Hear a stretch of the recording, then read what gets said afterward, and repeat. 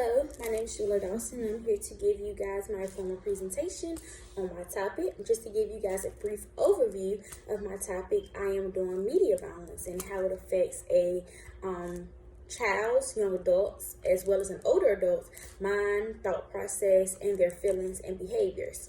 So just to give you guys a brief overview of what I mean when I say media violence, I'm not just talking about our murders that we watch and that we witness on television. I'm talking about any kind of act of violence, and this can come from stabbings, this can come from shootings, this can come from physical violence, fights, and this can also come from verbal violence, which is like, whether we see like a man and woman arguing on television, any type of acts of violence that we witness on TV. How do those thoughts process in our minds as we grow older? This topic has hit home for me, and it's sensitive to me because I actually have been in this situation, not me personally, but a family member. And I've always thought, what people who decide they want to do mass shootings, like, what is their thought process? And for me to be able to witness this firsthand, it has come a little bit as a surprise, but I've decided to research this because I'm trying to figure out, like, how does it affect? Does it affect us more as a child? Does it affect us more as an adult? And, just to see what's the thought process. Like, what do we not think about the consequences? And, having that family member close to me and being able to witness them and those actions that they went through, it was kind of hard because, they weren't thinking about the consequences at all. And I just want to, research and see, where does this come from? Like, where do we get these thoughts from? Does it come from what our parents allow us to watch? Should we restrict what we allow our children to watch? So after doing a lot of research on this topic, I've come across many different journals, many different studies. I've also come across books with people giving them tips on how to prevent media violence and how we can prevent the media violence affecting our lives.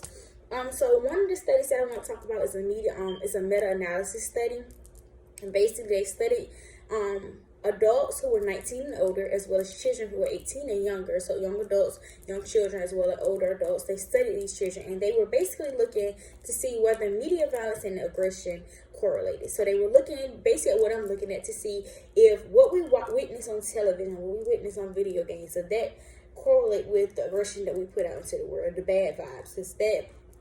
Does that kind of like tie into what we're witnessing on TV? And so they looked at adults and they looked at children, as I stated before, and they were looking mainly at whether we were affected by them more short term or we were more affected by them long term. After doing the study, they came up with that adults were more affected short term and younger children were more affected long term. So basically saying that when we're an adult and we witness these violent things on television, we only think about them for a short amount of time. We're only affected by them a short amount of time. We don't think about them a lot. We don't, the thought process is shorter versus when we're a child and we witness these things on television. Our thought process of having to, understand what has happened is a lot longer. We're affected by this longer, which is, it kind of, it represents and it supports my theory that, media violence actually does take a toll on us while we're younger, and it affected us in our older days. I also came across a book which was very interesting to me. The book is called Early Violence Prevention, Tools for Teachers of Young Children. And this is a book, it was for teachers, but as I read the book, it was kind of more of, I feel like it could be a great use for parents. It just told us ways that we could prevent our children from seeing so much media violence and so much violence in their everyday lives.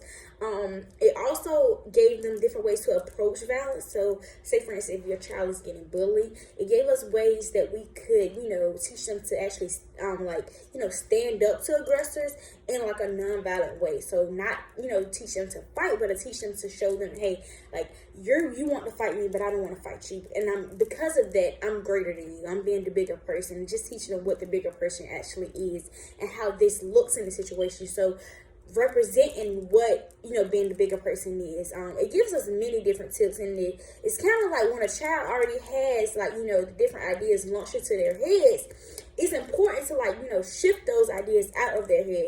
And we can do this by teaching them the nonviolent ways, by approaching this situation, so that when they see these things on television or by their peers, it won't affect them as much, because we've already taught them, you know, the right and wrong things to do. So of course, you know, they're going to be doubters. They're going to be haters, as they say.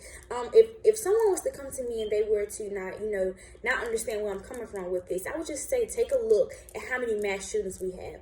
Take a look at the amount of television shows that show, you know, the violence, the acts of violence. How many television shows do you know that actually has, like, no murders, no deaths, no physical or verbal abuse? Like, how many shows do we see? Like, do you not think that the things that we're watching on television, do you not think that's been affected in our minds? Do you not think we're reciprocating the things that we see on television? Those are some of the things that I would tell them, because, you know, I feel like, you know, it's kind of crazy how we watch these things on television and some people just don't think that we're affected by them.